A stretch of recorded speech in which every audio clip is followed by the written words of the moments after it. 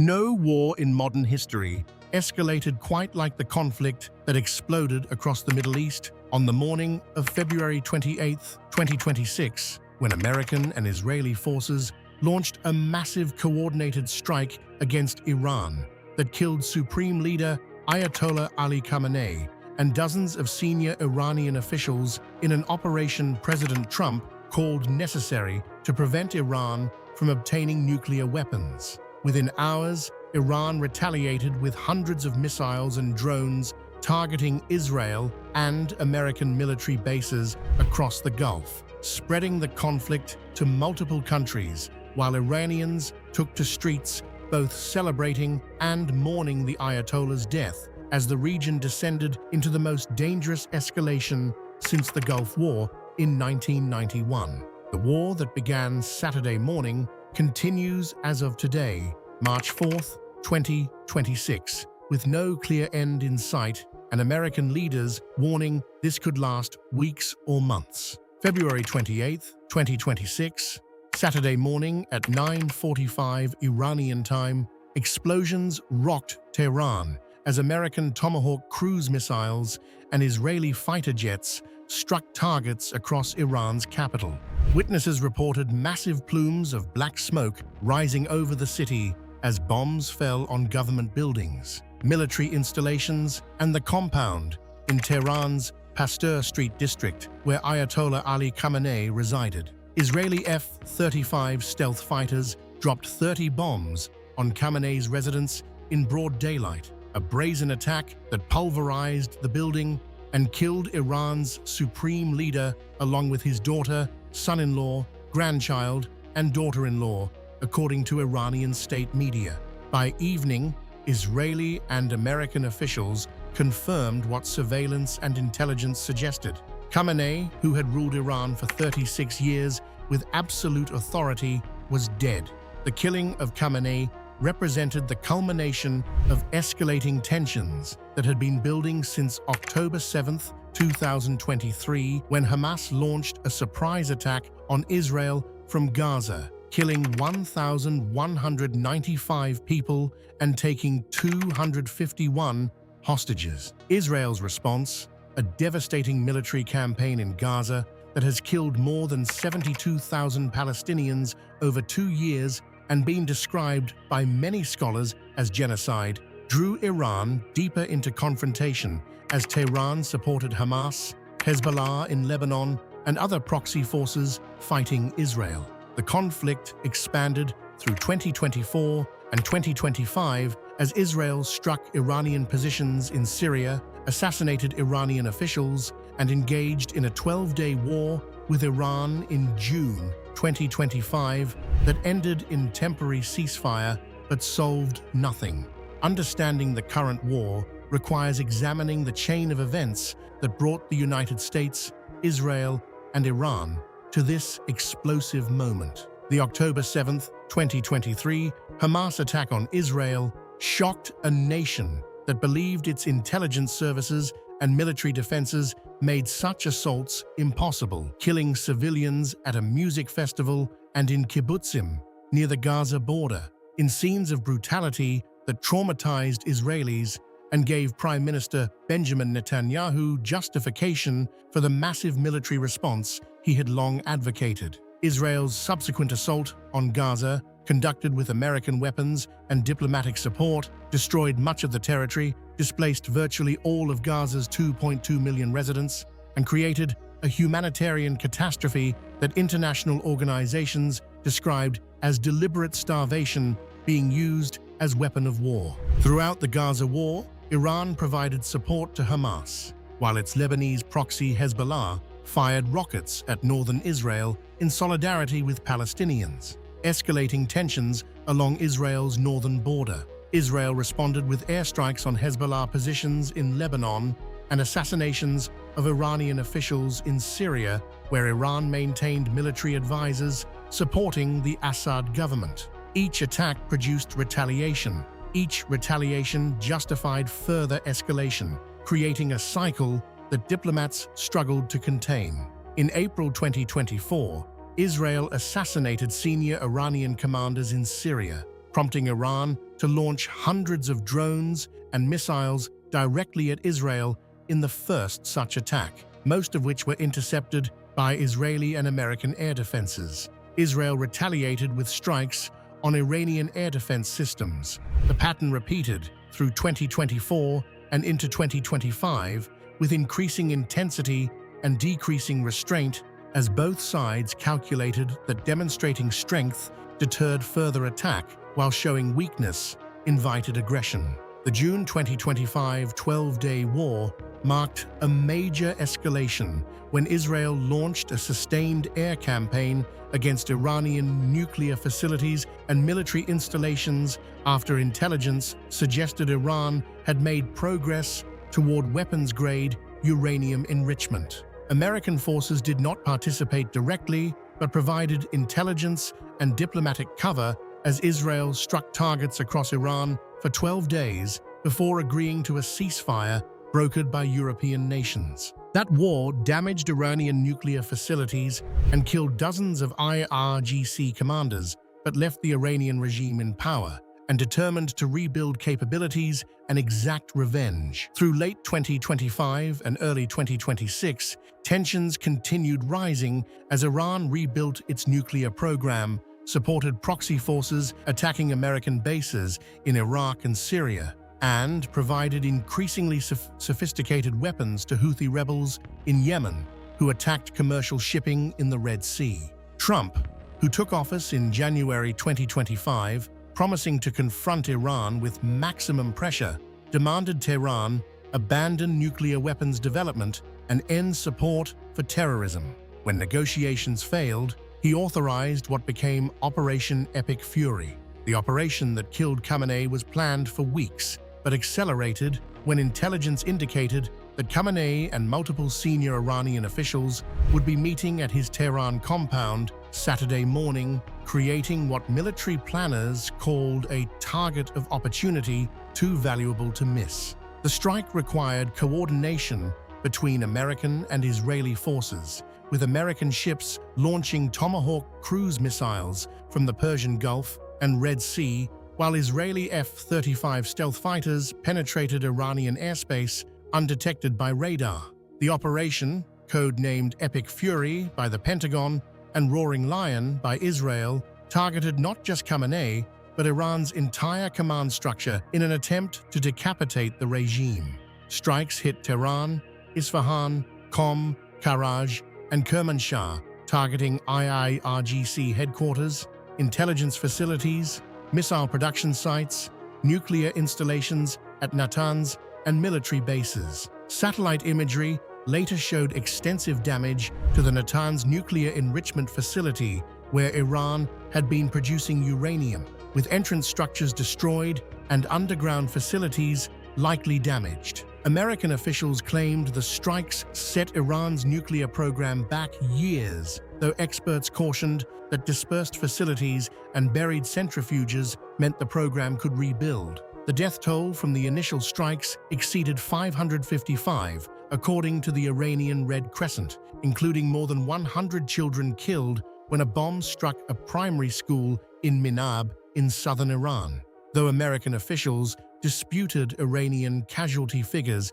and claimed precision weapons minimized civilian deaths. Among the confirmed dead beyond Khamenei were IRGC Commander Mohammad Pakpour, Defense Minister Amir Nasirzadeh, former President Mahmoud Ahmadinejad, according to initial reports, later contradicted, Chief of Staff Mohammad Bagheri, and dozens of senior intelligence and military officials. Israeli spokesperson Efi Defran said the strikes killed 40 senior Iranian officials, though exact numbers remained unclear amid conflicting reports. Trump announced the strikes in an 8-minute video posted on Truth Social at 2:30 a.m. Eastern Time, just as bombs were falling on Tehran. He declared that the operation aimed to protect Americans by eliminating threats from what he called a vicious group of very hard, terrible people who endangered the world through support for terrorism and pursuit of nuclear weapons. Trump called Khamenei one of the most evil people in history and said his death was justice for Americans and others killed by Iran over decades, citing the 1979 hostage crisis, support for proxies like Hamas and Hezbollah, killings of protesters, and nuclear weapons pursuit as justifying the attack. Iran's retaliation began within hours as the IRGC launched what it called the most intense offensive operation in the history of the armed forces of the Islamic Republic, firing hundreds of ballistic missiles and drones at Israel, American military bases in the Gulf, and targets across the region. Missiles struck Tel Aviv and Beit Shemesh in Israel, killing 11 Israelis, including a woman in her 40s who died from a direct hit. Air raid sirens wailed across Israel as the population rushed to bomb shelters, experiencing the largest missile attack the country had faced since the Gulf War. American military bases in Qatar, Bahrain, Kuwait, and Saudi Arabia came under attack from Iranian missiles and drones. In Kuwait, the confusion of battle led to a tragic friendly fire incident when Kuwaiti air defenses mistakenly shot down 3 American F-15E Strike Eagles during a combat mission, though all crew members successfully ejected and were rescued. The United States Embassy compound in Kuwait was apparently hit by an Iranian missile, creating fires visible in news footage, though American officials did not confirm casualties.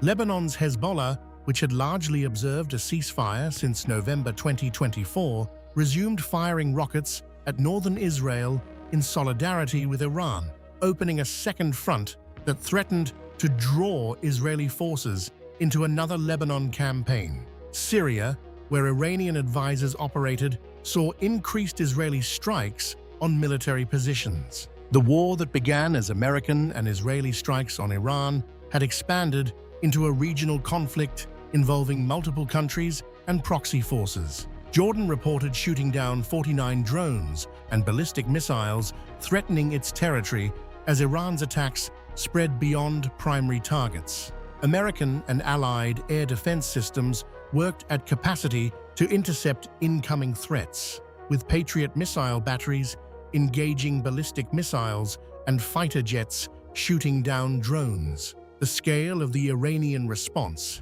demonstrated that despite losing Khamenei and many commanders, the IRGC maintained command and control sufficient to launch coordinated attacks across a wide theater. Khamenei's death created an immediate succession crisis in Iran's theocratic government, where the supreme leader holds ultimate authority over all institutions, including the military, judiciary, and elected government. Under Iran's constitution, an assembly of experts, a body of 88 Islamic clerics, selects the new supreme leader, while an interim council assumes temporary power. But the Israeli strikes had killed many potential successors and senior officials, leaving the government structure in chaos. Ali Larijani, secretary of Iran's Supreme National Security Council and former parliament speaker, emerged as the most senior civilian official still alive after the strikes. Larijani, a Khamenei confidant who had been mentioned in New York Times reporting as part of succession planning Khamenei had prepared, vowed Iran would deliver Israel and the United States an unforgettable lesson in a post on social media. Whether Larijani would become supreme leader or merely manage the crisis until the assembly could meet remained unclear, as Iran's leadership dealt with continued strikes and internal turmoil. Mojtaba Khamenei, one of the supreme leader's sons, who had been widely discussed as a possible successor, reportedly survived the strikes that killed his father, though Israeli forces had targeted family members. The question of whether Iran's system could survive the sudden loss of its longtime leader and so many senior officials while under active military attack by 2 major powers presented an unprecedented test of the Islamic Republic's resilience. In cities across Iran, reactions to Khamenei's death divided sharply. In Tehran, Karaj, and other cities, crowds gathered in streets, celebrating the Ayatollah's death, playing music from windows and applauding according to witnesses, seeing his killing as potential liberation from a regime that had suppressed protests ruthlessly, including during the 2022 uprising after Mahsa Amini died in custody. In other areas, particularly more conservative regions, thousands gathered in mourning, holding portraits of Khamenei and chanting against America and Israel. The Iranian government declared 40 days of national mourning and 7 days of public holiday as competing visions of Iran's future clashed in public demonstrations. President Trump's video statements made clear that American objectives extended beyond destroying nuclear facilities or degrading military capabilities to encompass regime change in Tehran. He urged members of the IRGC to lay down your weapons and have complete immunity, or in the alternative, face certain death, offering amnesty to military forces who abandoned the Islamic Republic. Trump called on Iranian patriots who yearn for freedom to seize this moment, to be brave, be bold, be heroic, and take back your country. Though he also told Iranians to remain in their homes until bombs stopped falling before attempting to overthrow the government. This direct call for regime change represented a dramatic escalation of American policy toward Iran, going far beyond previous administrations' positions. While the United States had long opposed the Islamic Republic and supported dissidents and exile groups, no American president since 1979 had explicitly called for Iranians to overthrow their government, while American forces were actively bombing the country. Trump framed the operation as providing security for generations of Americans by preventing Iran from obtaining nuclear weapons and long-range missiles that could threaten the United States. Whether Iran's population, exhausted by years of economic sanctions, political repression, and now American and Israeli bombs, would or could rise against the government, remained uncertain. Previous uprisings in 2009, 2017 to 2018, and 2022 to 2023 had been crushed by security forces willing to kill protesters. The IRGC and Basij militia, despite losses in the strikes, maintained armed strength that could suppress rebellion if leadership held together. Trump's call assumed that killing Khamenei would trigger regime collapse, but history suggested authoritarian governments often survived even devastating attacks if their security apparatus remained loyal. Of strikes beyond the initial February 28, 2026, the war continues with no clear end approaching. American and Israeli forces have conducted multiple waves of strikes beyond the initial February 28 operation, targeting Iranian missile launches, command centers, and remaining nuclear facilities, while Iran continues launching missiles and drones at Israel and American bases, though at reduced intensity as strikes degrade launch capabilities. Israel has mobilized 70,000 reservists. Schools across Israel remain closed. Air travel is severely disrupted throughout the Middle East, with more than 1,400 flights cancelled, and economies in the region face mounting costs. In Gaza, crossings have been closed again, as Israel focuses resources on Iran, cutting off humanitarian aid and threatening renewed famine, while Palestinians fear the world's attention shifting to Iran will mean further neglect of Gaza's humanitarian catastrophe. American officials insist the Iran conflict is not Iraq and is not endless, claiming that overwhelming force will achieve objectives quickly. Yet Trump himself has said the strikes will continue until Iran abandons nuclear weapons and support for terrorism, objectives that may require regime change to guarantee. The human costs mount daily, with continued strikes killing hundreds more Iranians beyond the initial 555 deaths. Israeli casualties, numbering at least 11 dead and dozens wounded from missile attacks, and American service members wounded in attacks on bases. International reactions have been mixed, with Gulf allies providing support while expressing private concerns about escalation,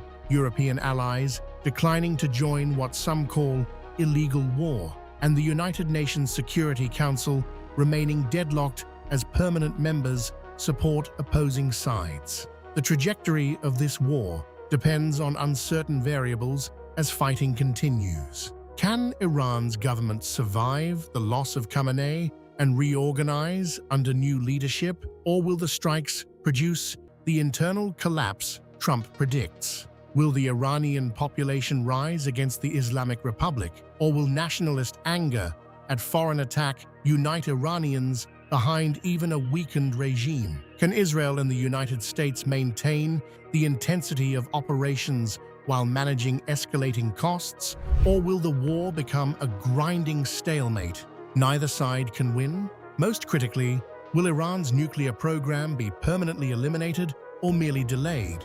And what prevents Iran from rebuilding capabilities once American attention shifts elsewhere?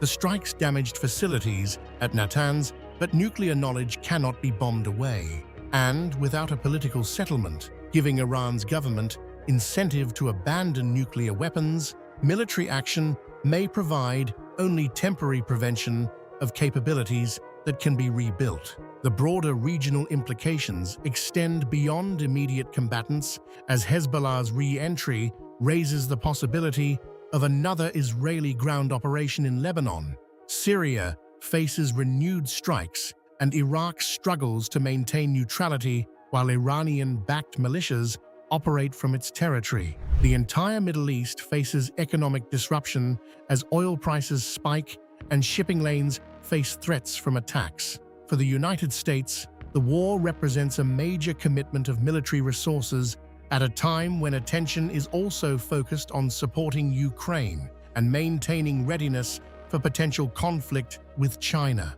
For Israel, killing Khamenei represents either the greatest intelligence success in decades or a dangerous gamble that could produce Iranian revenge through renewed proxy wars and eventual nuclear weapons if the regime survives. For Iran, the war represents either the end of the Islamic Republic, as Trump predicts, or a crucible that tests whether the system can survive devastating attack. The war that exploded across the Middle East on February 28, 2026, with the killing of Ayatollah Ali Khamenei, continues as of today with no end in sight, and stakes that extend far beyond the immediate combatants to shape the future of the entire region.